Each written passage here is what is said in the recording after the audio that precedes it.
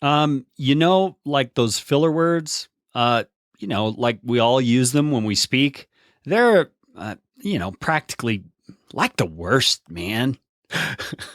How to eliminate filler words in your podcast without editing on this edition of Podcastification.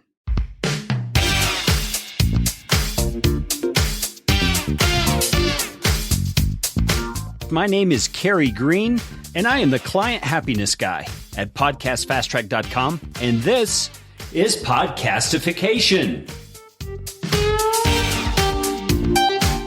This show is all about podcasting. How to do it, how not to do it, best practices, interesting news items that have to do with the realm of podcasting, and who knows what else. And I'm trying to do it all with a little bit of fun and some information to help you get a show going, keep yours going, or make it better. And if you like what's going on here on the show, I would appreciate it, so appreciate it, if you could leave a rating or review on iTunes. You can find out how to do that at podcastfasttrack.com/review. That's enough of that kind of stuff. Let's get you podcastificated right away.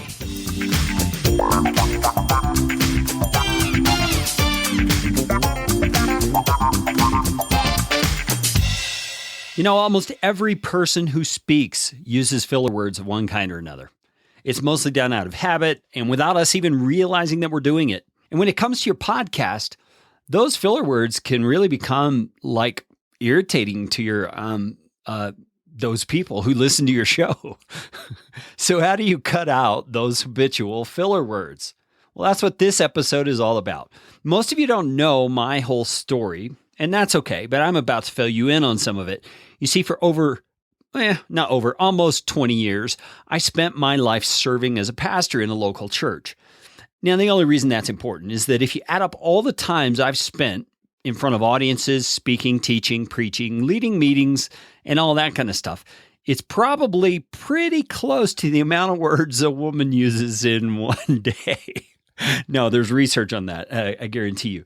Anyway, I've had a lot of practice learning how not to use filler words. Now, that doesn't mean I'm in any way cured of the problem. It just means that I've learned some tricks to help me keep the filler words from filling those gaps in my speech that often get filled by filler words. And I'm about to tell you my top 6 tips to get rid of filler words. Are you ready? Here we go. Getting rid of filler words. Tip number 1. Assess your use of filler words. You can't get rid of something or stop doing something if you're not fully aware of its existence. So here are some ways you can go about analyzing how much you use filler words. Number 1, ask someone close to you to point out how you use filler words. And don't get angry with them when they tell you. Remember, you asked. Number 2, start paying attention to your own conversations and make note of the frequency of your filler words and what they are. Number 3, make a mental list of the words that you use to fill in spaces in your conversation and dialogue. And then number 4, prioritize those words. Which one do you want to get rid of first?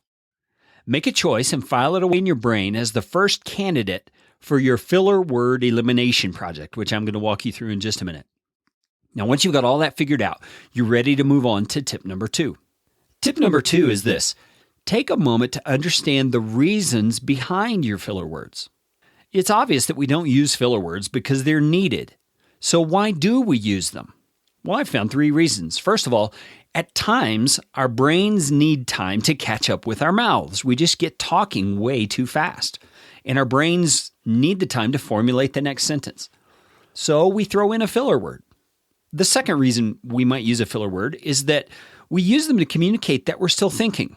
Like when you're talking to someone, you say, I'm not too sure about that. Can I get back to you?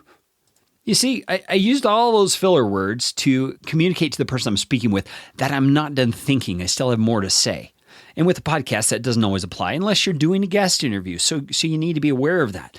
The third reason I think that we use filler words, and the one I think is most common among podcasters and other people who speak in public, is this. We are uncomfortable with silence. That last one is huge. Silence feels negative to us.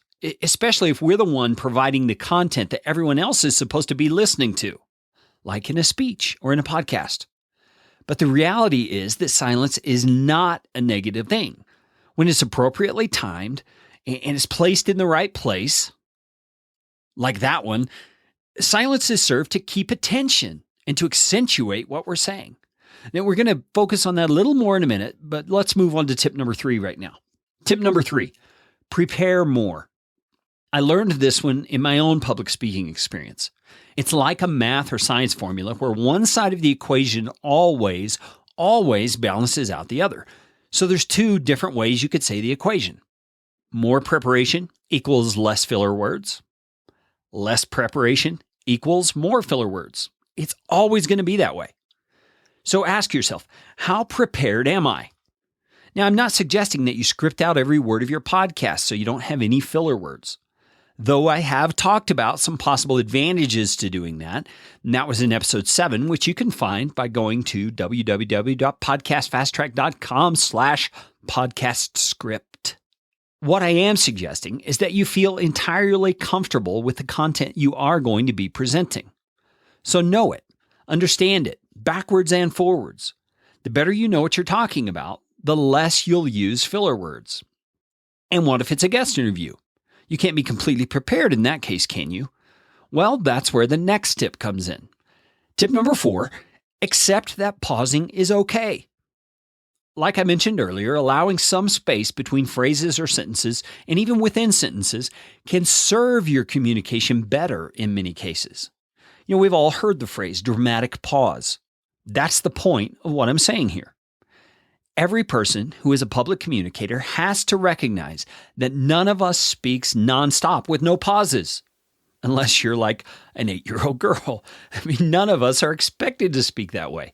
So allow yourself room for pauses. Allow yourself to believe that it's okay to have some silence in your presentation. And if when you're listening through it, you feel like there's too much silence, that's what editing's for. And I know in the title I said without editing, but that's the only mention of editing I'm going to say. So use those pauses to gather your thoughts, to consider how you're going to say the next sentence, to draw in your listener's attention through the pause. Don't let nerves or the notion that you've got to fill in every pause cause you to resort to filler words. This one takes some self-control, but I know you can do it.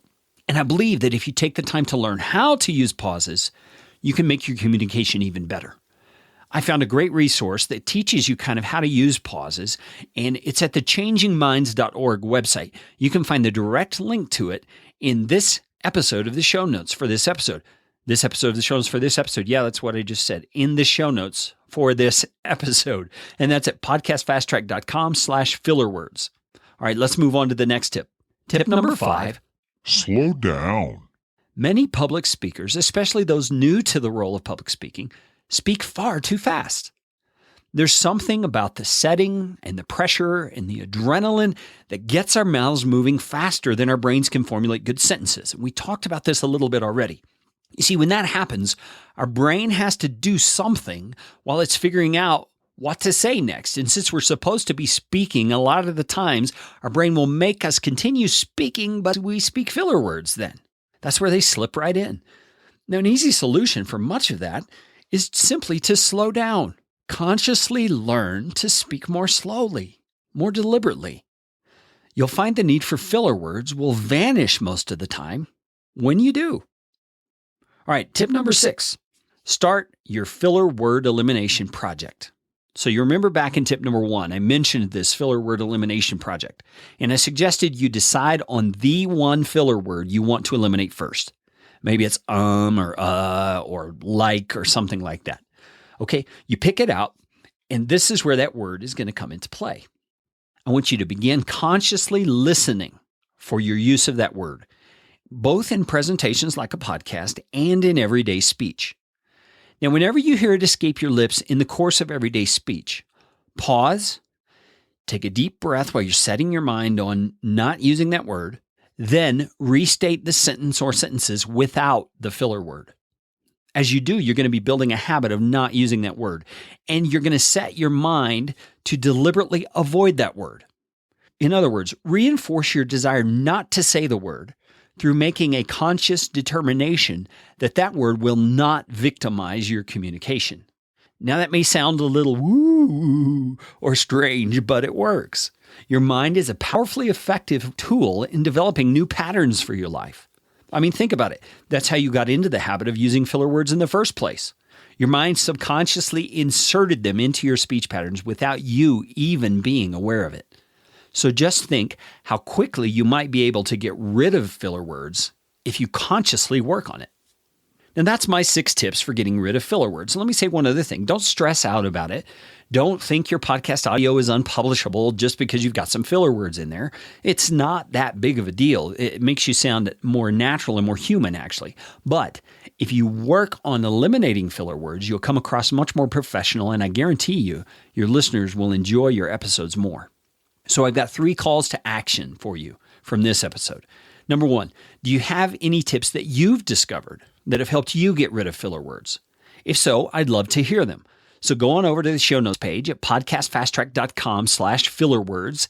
And by the way, you can find that link in the notes on your podcast player on your smart device as well. And leave me a comment telling me what your tips are for getting rid of filler words. Secondly, if you've not left a rating or a review for Podcastification on iTunes, please do so. You can find out exactly how to do that at podcastfasttrack.com/review. And finally, if you've got a topic that you'd love for me to cover on a future episode, or if you've got a question about any aspect of podcasting, please let me hear it. You can email me at Carey, that's Carey, at podcastfasttrack.com. Thanks so much for listening. This show is brought to you by Podcast Fast Track, where my team provides professional podcasting services without the time suck. Full production, editing, and show notes, all in one monthly subscription package. You can find out more at podcastfasttrack.com. Now go out and make it a podcastificating day.